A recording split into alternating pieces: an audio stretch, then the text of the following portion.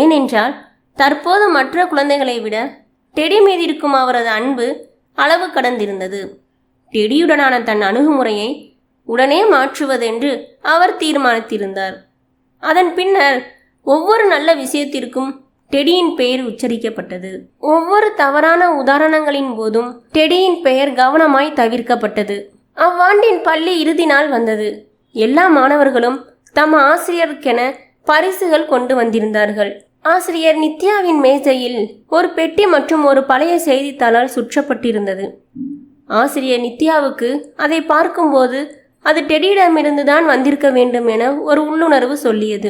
முதலில் அதையே பிரித்தார். பிரித்ததும் அதனுள் பாதை உபயோகித்த சென்ட் பாட்டில் ஒன்றும் சில கற்கள் கலன்று விழுந்த பிரேஸ்லெட் ஒன்றும் இருந்தது.